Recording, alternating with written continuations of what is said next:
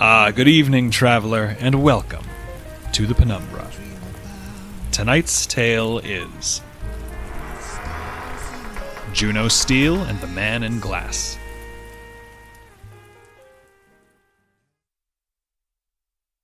What are you talking about? This is my fault. There's no way in hell Zalatovna was ever going to sell the goddamn map. Well, I suppose we'll never know, will we? Your little 500 million cred stunt happened, and now here we are. So what, you think she just got excited and couldn't help herself? You've put that very concisely just now. Are you certain you don't think it, Juno? It was her favorite goddamn piece. I'm telling you, she was never going to let it go. That was her plan from the start. There is a reason that gangsters in the movies synchronize their watches to the second. Time is the most important ingredient to any crime. One must never linger or become distracted from the task at hand, because every second spent at the scene is another second in which you could get caught. Or in other words, I know that my argument with Juno is pointless, but that does not mean I will not win it. My name at present is Peter Ransom. I am a master thief, one of the very greatest in the galaxy, and that is why I have been brought onto this criminal enterprise. So I have to say it is somewhat maddening that my captain seems set against letting me do my work the way I do it best, alone. In my experience, other people are just distractions. Especially this one. All right, look, fine, it's my fault. I don't care. No, Juno, you will not get out of this by taking the high ground. But we need a plan, and now people are going to start taking the portraits and the statues and the little platinum robots and whatever the hell else they bought soon, and we need to get that stupid orb before then. It's a globe. But you do have a point. It's most likely that guests will start to leave after the dance, which begins in half an hour. Well, some good news anyway. The ball should last a couple hours. That gives us time to put together a plan. No, I'm afraid it does not, Juno. The Gilded Globe of Reaches Far, in case you have forgotten, is on the opposite end of the ballroom floor.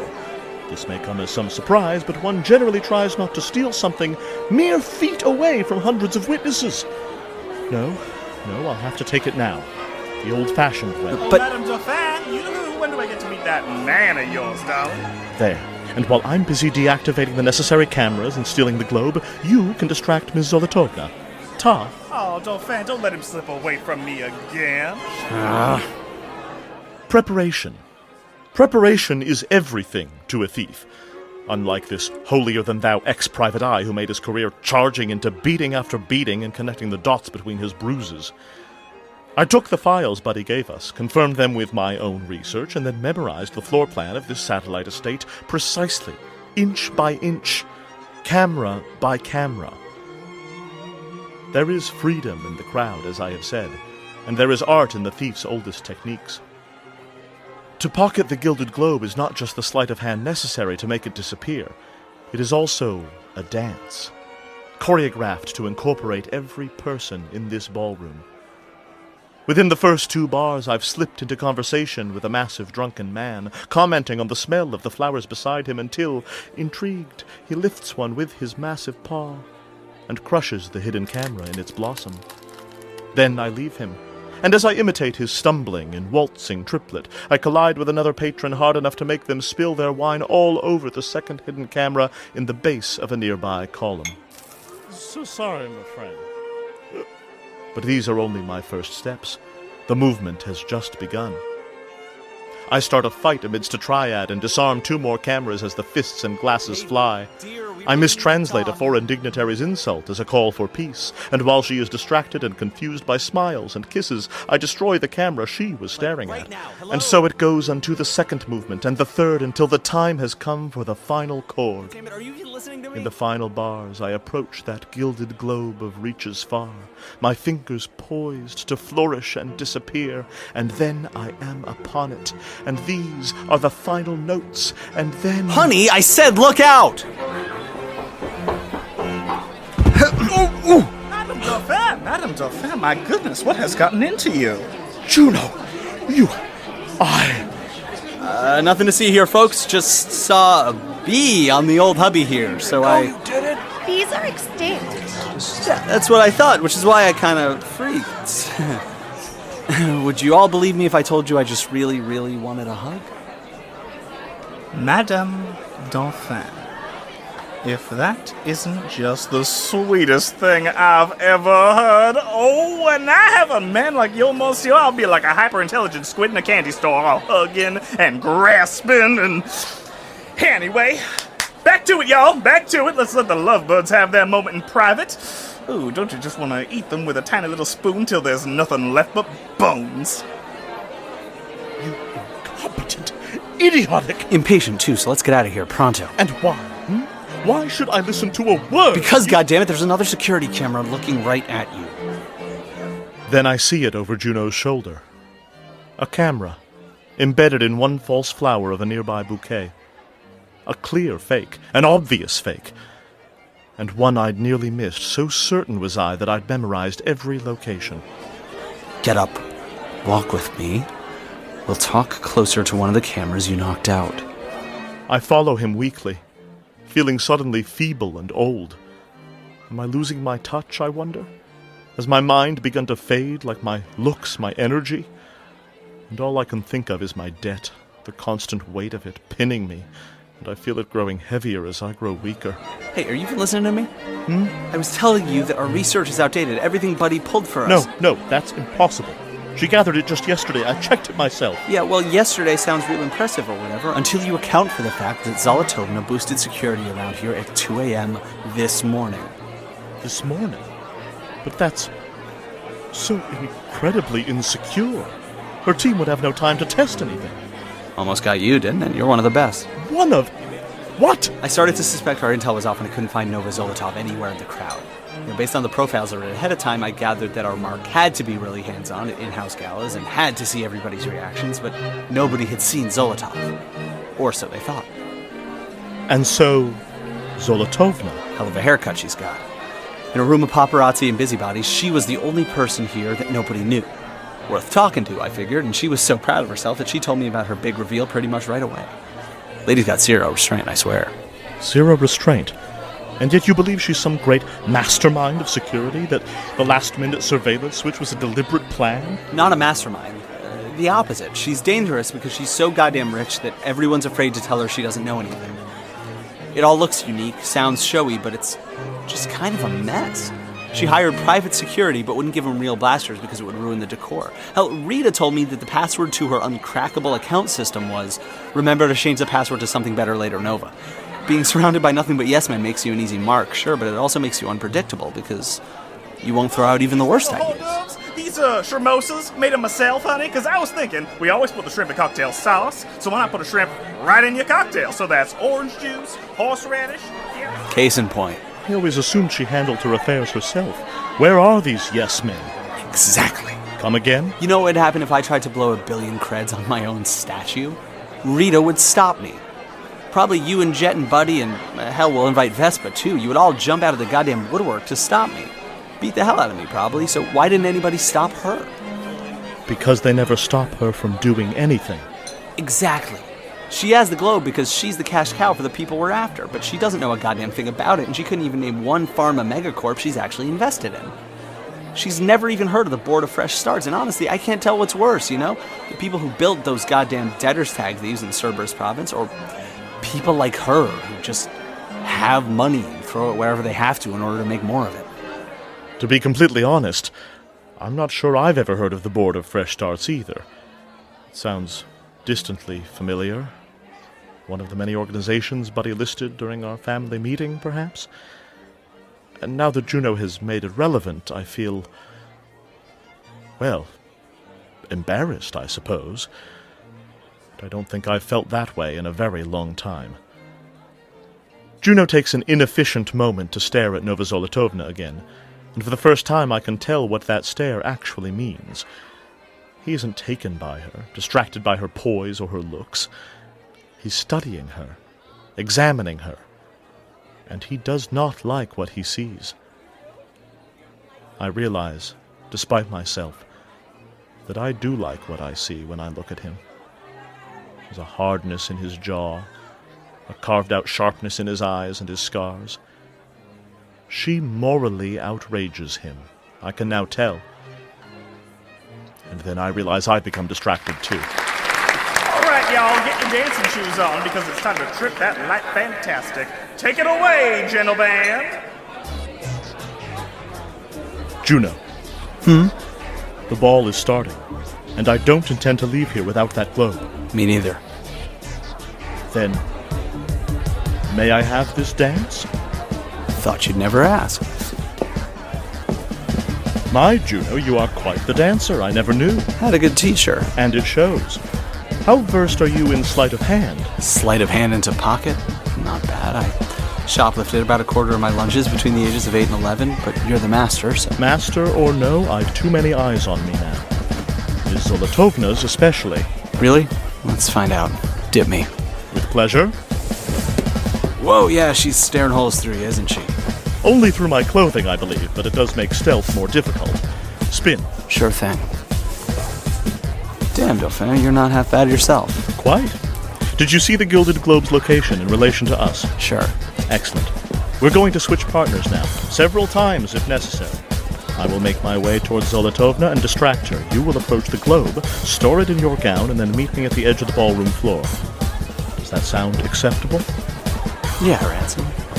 Yeah, I think I like this plan a lot. Smiles from Juno Steele come like shapes in firelight, flickering and unsure and inconsistent. I hold my breath near this one, lest a stray exhalation put it out. Then we squeeze hands and spin away from one another, I towards Nova Zolotovna and he towards our ultimate goal. I watch him for the first few minutes, as he twirls from dancer to dancer, growing ever closer to that gilded globe, until I realize that I don't have to. I can trust him to do this on his own. Hello, handsome. I was wondering when I'd finally get to talk to you. Ah, Ms. Zolotovna! It's truly a delight to meet you at last, and how has your grand return to society been thus far? Oh, I've simply no time at all for pleasantries, Mr. Dauphin. I have just one request of you, one tiny thing, and I'm afraid you'll have to make your choice quite quickly, my beanstalk beau. Kiss me. Beg pardon? Well, my other half told me that you have quite the sense of humor. Oh, damn your other half and kiss me! Why do you think I was so insistent on speaking with you all evening? Because even in this perfect party of my own design, you are the most perfect part of it. Because I saw you across the room, and I knew, my star-sent lover, that we were meant to be. Ms. Zolotovna, Hush now. Don't deny it, sugar. Every time I've come anywhere near you, you've run off with your tail between your legs, hiding your face like a boy with a schoolyard crush. I want this. You want this. We're as sweet together as a moon calf and cream, and if you're ready to reach out and grab the future with a kiss, I will tie the wedding knot with you by morning. Your missus be damned. I know people who can make that marriage disappear. Make her disappear if you like, and then we can run naked through the stars as we were always meant to. So kiss me, Dauphin. Kiss me. The calculations occur automatically. When you live as I have for so long, clawing for payout after payout, the mathematics of income becomes second nature. And if Juno's readings on this woman are true, if she really can't keep track of her own finances, then this would not only be a payout today. If I were to play my cards right, I could bleed this woman of every investment she has, work her for years of payouts, decades, and finally remove that constant worry that has followed me across the galaxy, as close and insistent as my own shadow. And that is so very tempting. I am not as young as I once was. Every year I must retire another con that relies on younger men's charms. Every month my skin and options slacken. The decades of late-night research and eyes wide open have pulled more than exhaustion from me. It feels as if they have reached into the very marrow of my bones and siphoned away something fundamental, something I won't ever get back. And in the face of that, how can I possibly say no to Nova Zolotovna? Married by morning, you say? Sooner, if you like. I'll give you anything you want, Dumpling. I'll give you Saturn on a string of pearls. Just kiss me. We never really change, I tell myself. And Juno will understand that. And he will understand why I have to do this. And then I am thinking about Juno. About his righteous indignance. About his flickering smile. And more than that, I am thinking about the reasons it has come so easily for me to ignore him, to be cruel to him. Because he is a different man from the one who left me in Hyperion City. Because he has changed without me. And I can hide in that distance and pretend I never felt for him at all. Across the room I see him spin past the globe, and then it's gone. And a feeling swells inside me that is terrifying in its size. And for once, I do not file it under for future consideration. Oh, Mr. Dauphin. Oh, Ms. Zolotovna, my radiance, my beauty, my jeweled orbit, you have read me to the quick of my soul and seen the longing that lies within, because it is you, Nova, and it was always you from the moment our eyes first met. Oh, I knew it! But I cannot kiss you. What? Not yet, my love. Not yet. Our love, it's forbidden. Oh, yes. Look at my wife, will you? That sharp eye of his, that jewel-studded eye patch, that gown. Girl! Have you ever heard of the Dauphins before? I think so. Of course not. And where do you think money like that comes from so quickly? You don't mean that Mrs. Dauphin is... Organized crime, my love. He terrifies me utterly. Hey, honey, I think... Isn't it time for us to go, dear? Just listen to him, Nova, the voice of a killer. It sends shivers through my spine. Oh, my baby, sweet and pure and delicate as a sunspot on a Sunday. My security. I could have them... Don't you understand? He'll kill me if you do. No matter how fast your security is, he's faster. Just look at that eye. He's rubbing it an awful lot. Is that part of his strategy? No, that's just an eyelash. But when that eyelash is gone, he'll be watching again, and I must away to him. Oh, my Nova. If only I had the creds to pay my debts to him, then perhaps I could... Money? Is it money you need? 1 billion creds. But I could never ask. Yeah. Oh, you just had all of these jewels on you then. I like to keep them warm, honey. But that doesn't matter now. Nothing matters now. Go to him. Pay your debts. But only if you swear you'll find your way back to me. I swear. Swear it. I swear. Swear it. I swear, my love. Then I'll see you soon, Dauphin. Take care. Now, go. I must. Only the fare for a spaceship back here once I've done so could be quite pricey. Oh, of course. And then, of course, I'll have to stock up on my prescriptions, a thyroid condition. Right, that goes without saying. Oh, and could we make that ship ticket first class? It's just that my legs, and they need the space. Here. Now, go, Dauphin. Go and please be safe. If it means seeing you again, my shining Nova, I will never be more careful. What the hell was that? No questions, just start walking. But quickly! Captain Aurico, we're nearly at the door, and we're going to need that ride as soon as possible. I'll get Jet right on it, darling. Buddy out. Mr. Dauphin, wait! What is that? I hope never to find out. I can't take another moment of the secrecy. Our enemies be damned. I love you! I said, I love you! And I don't care if your wife knows it! She looks like she's waiting for something.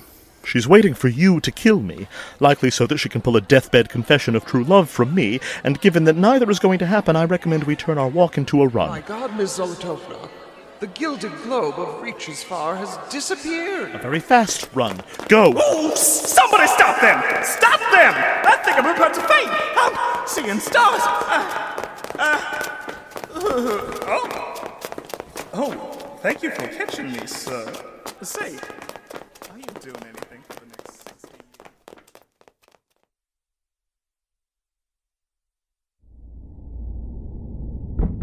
years? Ransom, darling, it's Buddy. May I come in? I'd like to review the day's events with you. I thought we'd debriefed already at the family meeting. I asked if I could come in, Peter, not if we could review. I'll shout my feelings in the hall if you prefer. I've been told that I have a very good voice for shouting, one that carries well with strong diction and a force of enunciation that really emphasizes... Ah, there you are. Pity. I made myself quite excited to project my assessment of you across the carte blanche. I was particularly thrilled to tell everyone that you're a The no-good... door is open, Captain. Please, come in? If I must. Well, I apologize if my tone seems short, Captain, but I've received quite a lot of criticism for my performance today already. You and Juno both, yes. Most of all from yourselves. Right. And so if you mean to critique me further, well, your advice would be precious to me, but I may not be able to take any more feedback tonight. I'm not here to criticize you, Ransom. I've already done that. What? But I don't repeat myself, darling, no. I think it's quite fair to say I never repeat myself, under any circumstances whatsoever. Captain, you called me a no-good... No good? Now what gave you the idea that I would say a thing like that? You're a very negative man, Ransom. I don't know much about you, but I do know that. A very negative man. The main question arising from this day, for me, is what the place of such a man is on my vessel, in my family. Sit, please.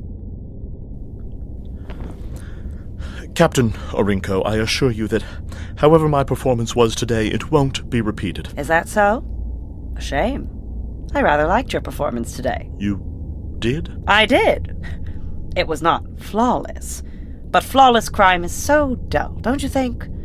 Life is very little without drama, and you don't learn a single thing if you never make mistakes.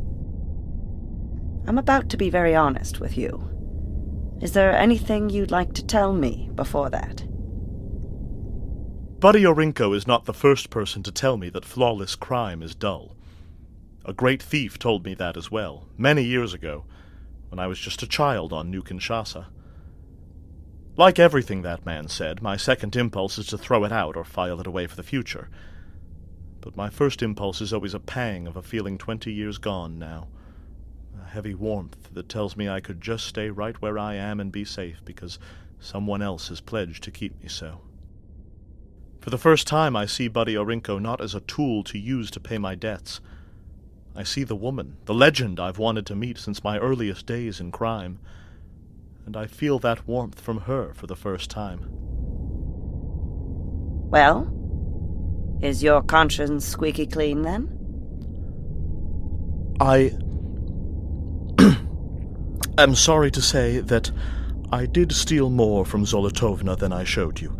I apologize. I can get it right away. I know. You... what? I said I know you stole more. You're a thief, and one with heavy debts. I'm not sure what gave you that impression. Do not lie to me, Pete. I don't mind a little thieving between thieves, and I can accept your requests for a pseudonym and privacy, but I will not allow deception within my family. Do we have an understanding? I suppose we do.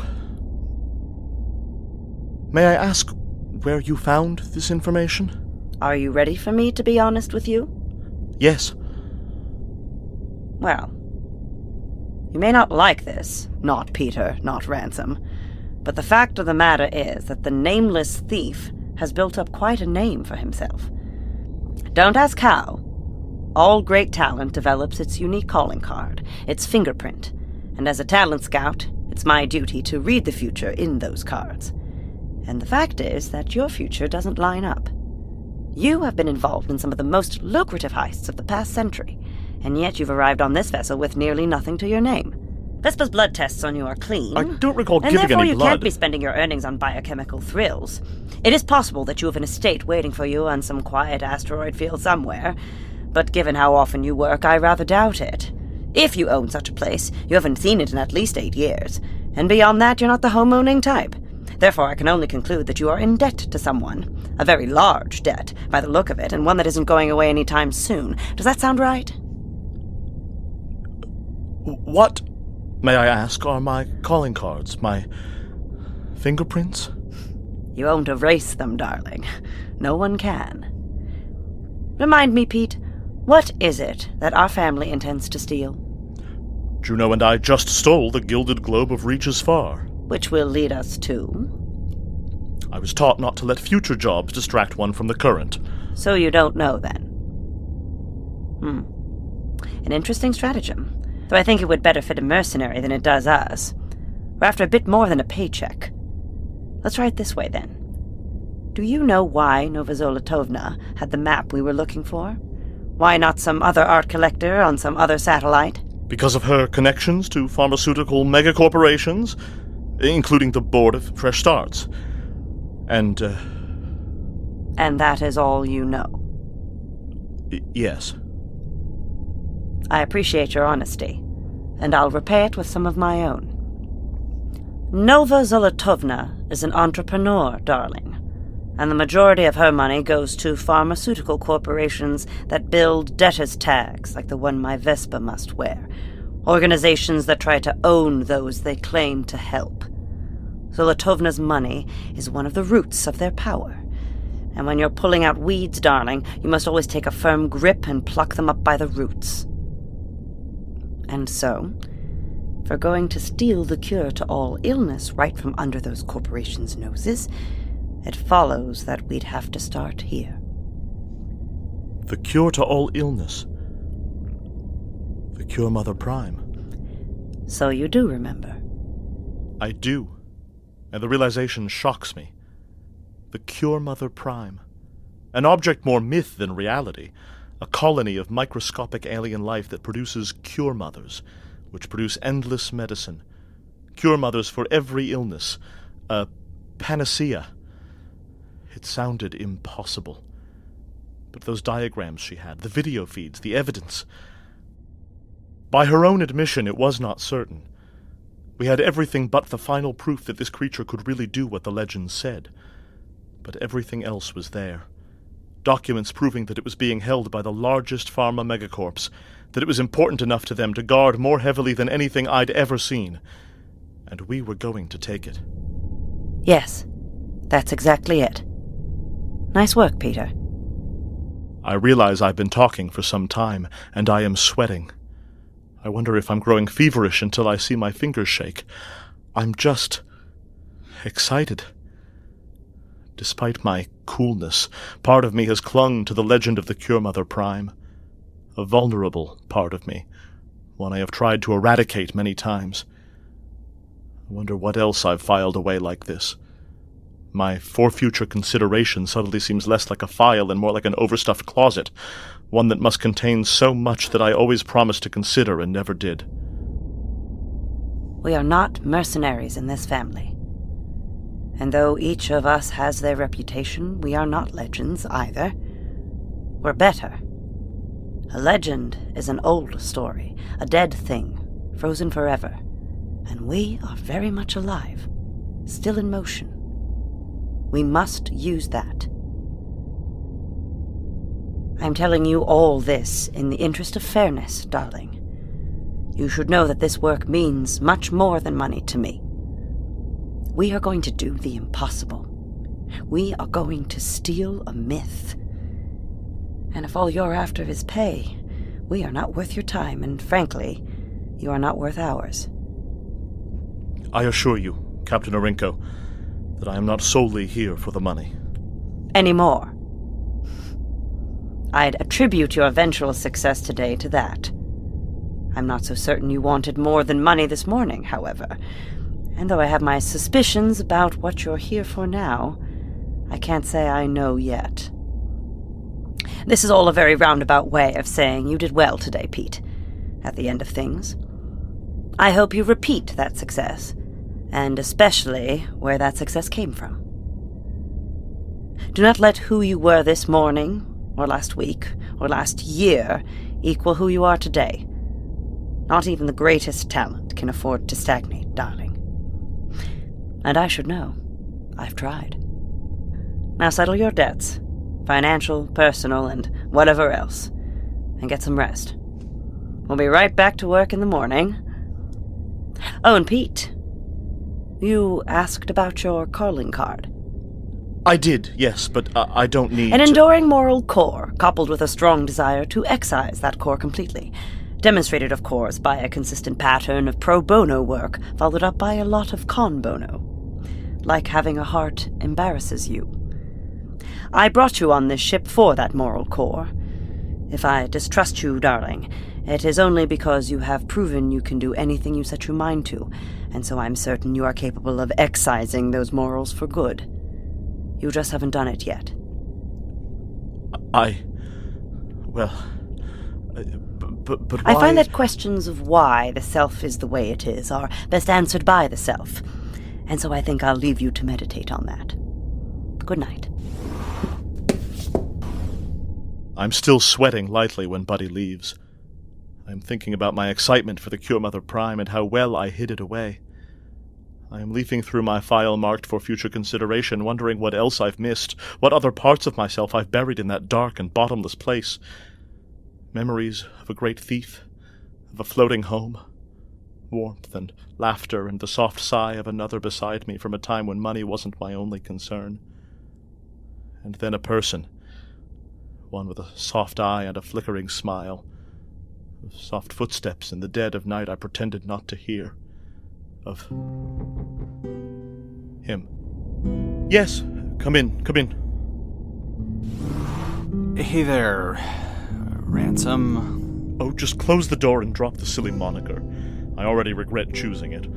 Okay, Peter, then. And not that, either. Everyone who's ever called me Peter has wanted to be my parent, even if I've only let a few fit the role. So, please, just call me what you used to. But your name is... I've already torn the room apart looking for recording devices, and there are none. Just close the door if you would. Okay. So, Nureyev, I've been thinking that we should probably talk about us. So have I. I know you don't want to, but wait, what? I think we should talk too. But if you keep standing there while we do it, you're going to make me terribly nervous. Please, sit. Cool. Thanks, Nureyev. Listen, I just wanted to say I'm sorry. The last time we saw each other that night, I messed up. I don't know if that hurt or how much it hurt, but that doesn't matter. I shouldn't have just walked out. And he goes on like that for some time. I hear his apology, but more than that, I hear his voice, and I hear him. This new Juno Steele who does not bite when you examine his scars, who bears wet wounds to you with wet eyes. He has stopped talking now.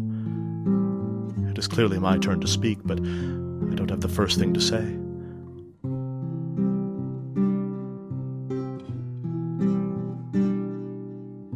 I feel the weight of potentiality sit heavy on my shoulders. I hear Buddy's words about the excision of my moral core and about my ability to do it.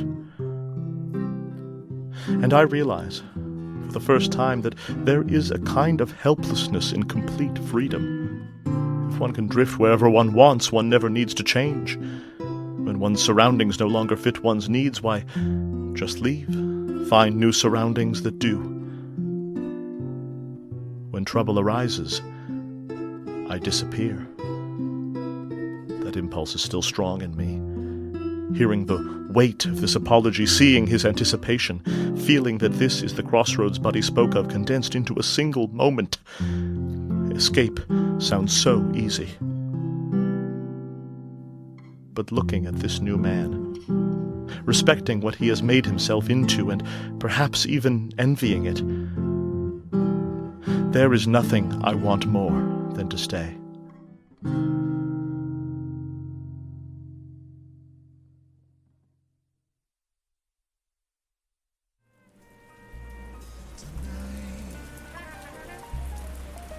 If you've enjoyed this tale, please consider donating to the Penumbra on Patreon.